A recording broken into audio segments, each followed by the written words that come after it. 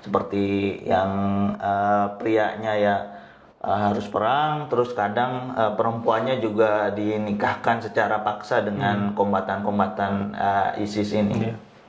Jijik gitu ya. Jadi sempat di salah satu rombongan saya itu kan ada yang perempuan masih ya maaf belum menstruasi. Sampai ditanya, sempat ada orang satu kombatan itu nanya ke bapaknya ini, bapak si anak ini, kalau si gadis ini sudah mens, itu tolong kabarin karena mau dinikahin lah gitu. Sampai segitunya gitu kan. Waktu itu masih umur 13 tahun apa kok nggak salah. Karena Nabi juga mengabarkan nanti Khawarij manusia tapi bersifat seperti monster. ISIS itu hafal Quran, baca la ilaha illallah, benderanya la ilaha illallah, tapi berapa ribu ulama dan umat Islam, bahkan mungkin sudah jutaan, itu mati di tangan mereka. Ya, hafal Quran itu, baca la ilaha illallah itu, kalau nembak pakai takbir, Allahu Akbar. Dan jangan biarkan negeri kita dimasuki oleh mereka. Jangan sampai. Jangan biarkan masjid-masjid kita dimasuki, disusupi oleh pemikiran mereka. Ya. Belum langsung ke wilayah kekuasaan ISIS ya. Jadi sempat di Raqqa ya. Itu kan di Raqqa. Jadi saya waktu masuk ke Suriah itu kan sempat ke beberapa kota, sempat ketangkap sama salah satu faksi jihadis di sana. Ya pada saat itu saya tetap masih positive thinking sama si ISIS ini gitu kan, mereka juga kayak gini. Karena waktu di JN itu waktu saya ketangkap sama Jabhat Nusrah. Nah itu saya ngelihat kok tidak mencerminkan Islam gitu ya.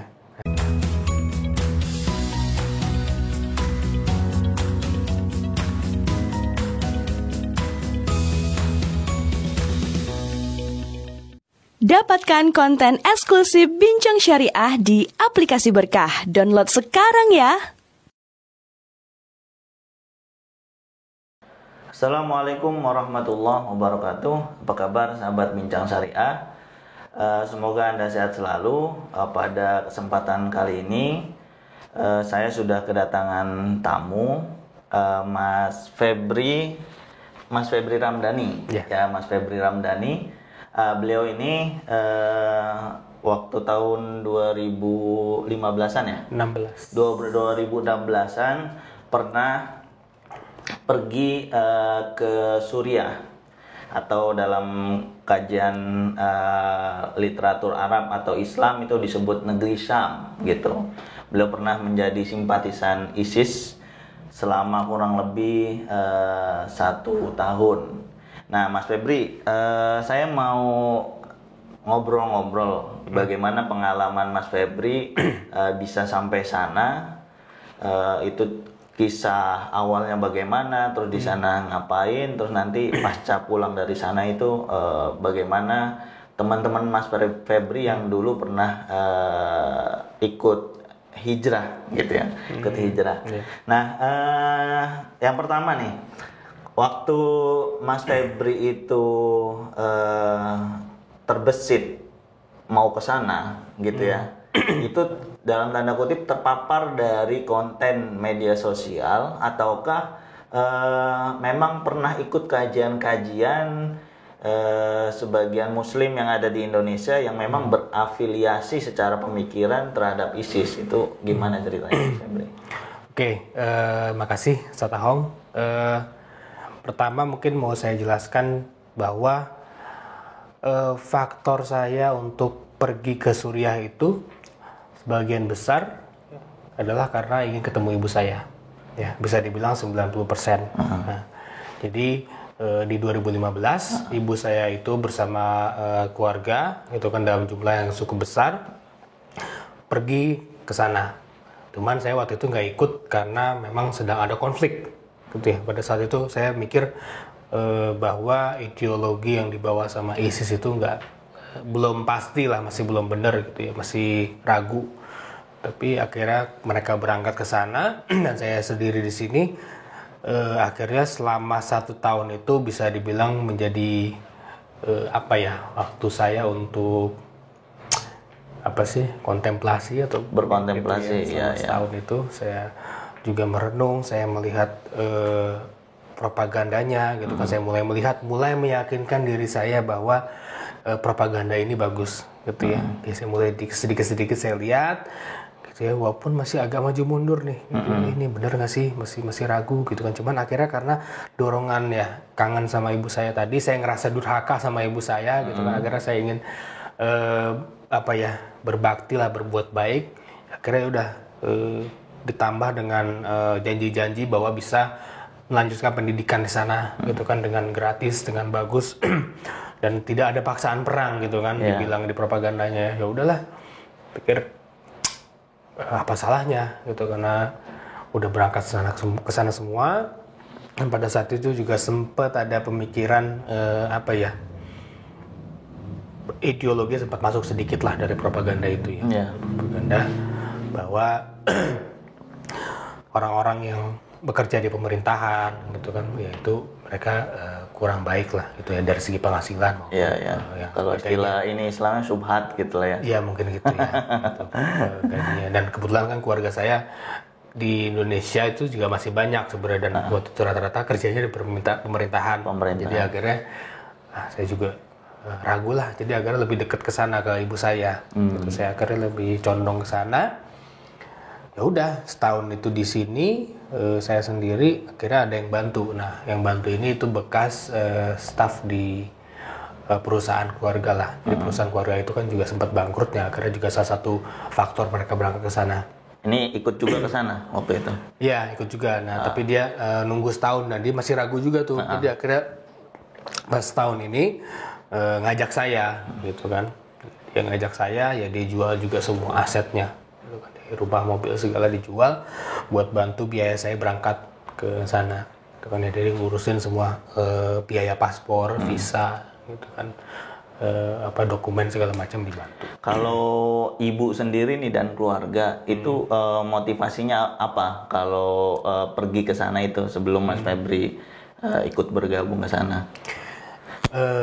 Ibu saya sih ngikut kakak saya. Kakak saya juga kan waktu itu kondisinya keluarga perekonomian lagi jatuh, terus juga banyak yang sakit gitu kan. Akhirnya mereka melihat ini ada angin segar gitu ya, melihat bahwa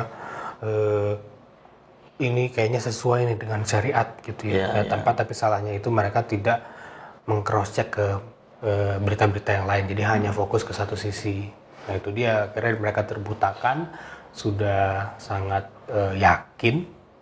Akhirnya ya udah, sisa-sisa asetnya semua dijual untuk berangkat ke sana. Jadi memang benar-benar biaya pribadi untuk pergi ke sana ya. Dan pas sampai sana itu kan mereka menganggap bahwa biaya perjalanan dan segala macam akan digantikan, di reimburse. Tapi kan ternyata Ya, nah itu dia. Jadi memang motif ke sana tuh ada motif pemulihan ekonomi keluarga gitu lah ya. Nah itu juga saya juga sering dengar kan kalau orang kalau orang ISIS nih terhadap orang awam yang pergi ke sana dia nyalahin gitu. Lagian ke sana kan mau nyari syahid bukan nyari ekonomi, dia nyalain seperti itu Mas Febri. Nah terus selama setahun di sana itu hidup di negara konflik terus penuh dengan peperangan, itu rasanya gimana? Terus apakah benar yang diberitakan itu seperti yang prianya ya harus perang, terus kadang perempuannya juga dinikahkan secara paksa dengan kombatan-kombatan ISIS ini. Jadi waktu masuk ke sana itu kan saya masih belum langsung ke wilayah kekuasaan ISIS ya. Jadi sempat di Raqqa ya. Itu kan di Raqqa. Jadi saya waktu masuk ke Suriah itu kan sempat ke beberapa kota, sempat ketangkap sama salah satu faksi jihadis di sana. Ya pada saat itu saya tetap masih positive thinking sama si ISIS ini gitu kan. Mereka juga kayak gini. Karena waktu di JN itu waktu saya ketangkap sama Jabhat Nusrah. Nah itu saya ngelihat kok tidak mencerminkan Islam gitu ya. Nah saya tetap positif ke ISIS itu. Nah, mereka nih bagus lah. Jadi nyampe sana tuh sempat ketangkep sama Jabhat Nusrah. Ini kan Jabhat Nusrah ini kan musuhnya ISIS ya. Pecahan dari ISIS yang kemudian memusuhi ISIS gitu kan. Nah, Mas Febri ini berbaik sangka, wah Jabhat Nusrah ini nggak sesuai dengan apa namanya syariat Islam yang Mas Febri pahami. Mungkin ISIS masih sesuai gitu ya, masih ada positive thinking gitu. Tapi ternyata gimana tuh? Nah, jadi akhirnya setelah berapa bulan itu kan, jadi saya masuk itu kan September ke Suriah dan akhirnya ke Raqqa itu bulan Februari. Itu basisnya ISIS ya? Februari ya, di kota utamanya kan di Raqqa itu ya. Masuk ke Februari itu dengan cara yang sangat sulit tentunya ya, dengan cari alasan sana sini akhirnya bisa masuk. Udah di situ saya sama apa ya, semacam kantor imigrasi begitu ya, mungkin kayak namanya Maktab Hijrah.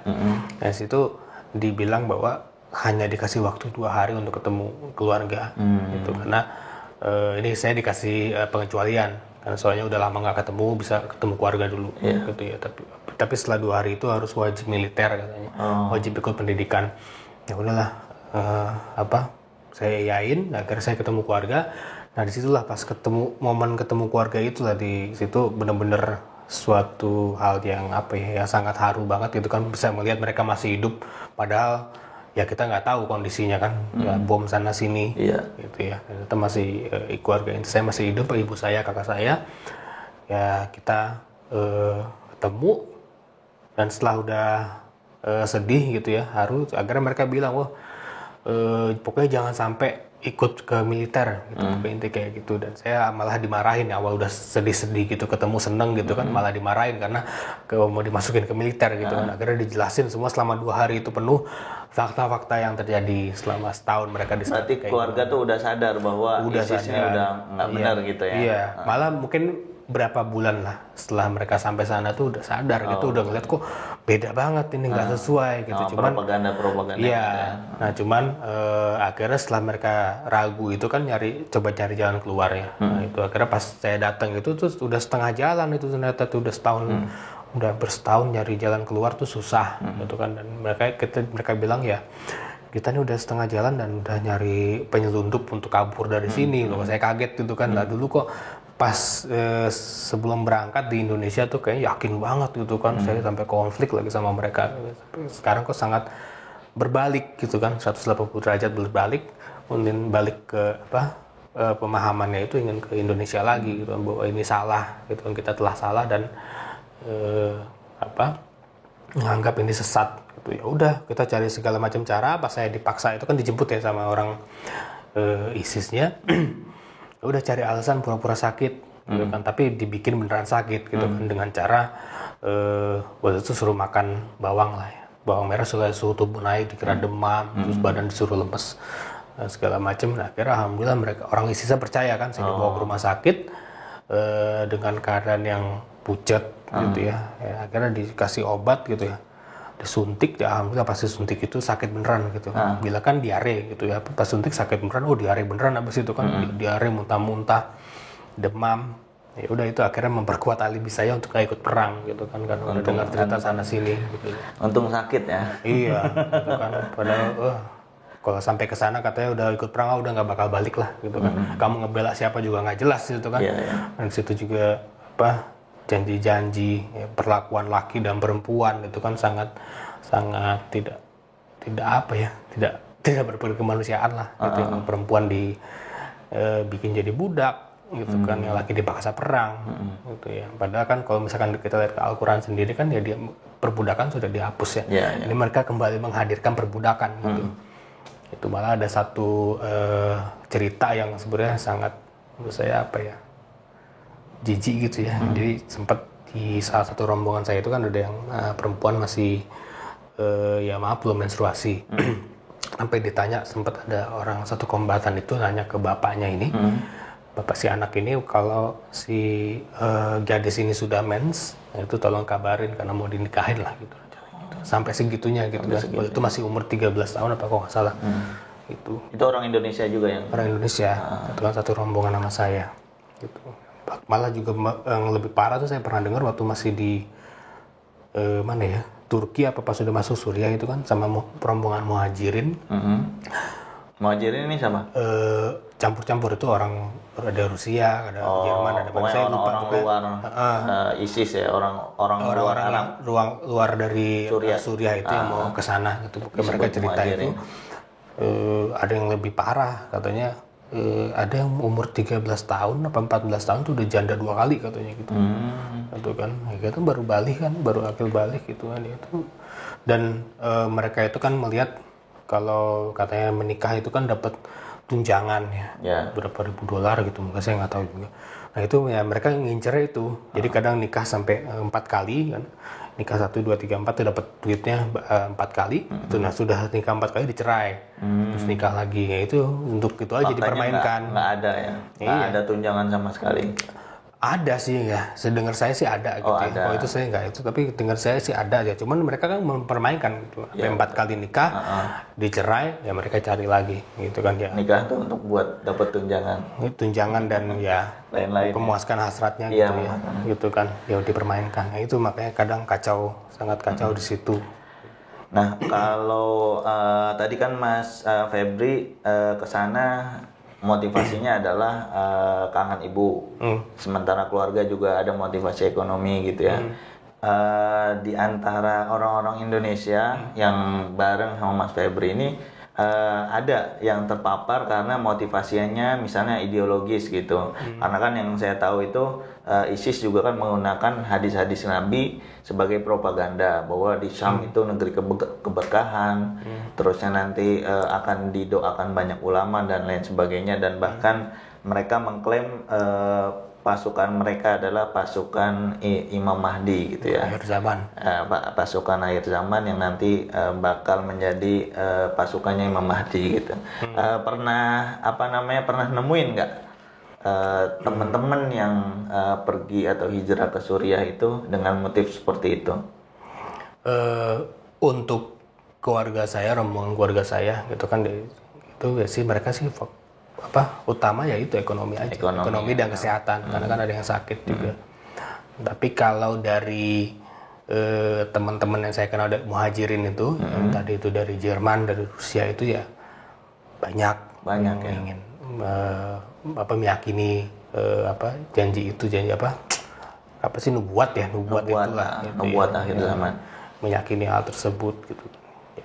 Ya mereka memang tujuannya untuk perang, tapi banyak juga dari muhajirin itu dari berbagai negara punya tujuan lain. Ya ada yang pengen kerja gitu kan, dapat fasilitas, dan ya maaf ada yang pengen nikah banyak juga katanya di situ kan, macam-macam lah gitu kan di situ, karena ngelihat ini negeri yang sangat diberkahi gitu kan di situ ya kayak gitu. Iya. Nah mungkin Mas Febri bisa ceritakan pada sahabat-sahabat Bincang Syariah itu setelah kurang lebih selama setahun di sana, terus balik lagi ke Indonesia, kira-kira pesan buat sahabat Bincang Syariah ada nggak pesan-pesan khusus gitu ya? Maksudnya pelajaran yang Mas Febri ambil dari terpapar ideologi terorisme gitu ya, sampai kemudian balik lagi ke sini, itu perlakuan masyarakat bagaimana? Oke. Ya itu pas saya ke Bali ada beberapa ayat di Al-Quran yang akhirnya saya sadar dan paham gitu kan dengan maknanya. Salah satunya itu adalah di surat Al-Hujurat ayat 6.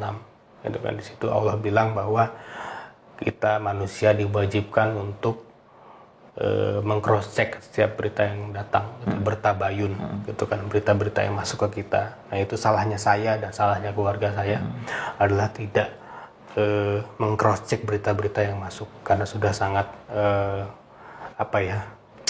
terhipnotis dengan propagandanya. Sekalipun dengan propaganda agama gitu ya, harus cross check dulu sumber yang benar. Semuanya gitu kan ya.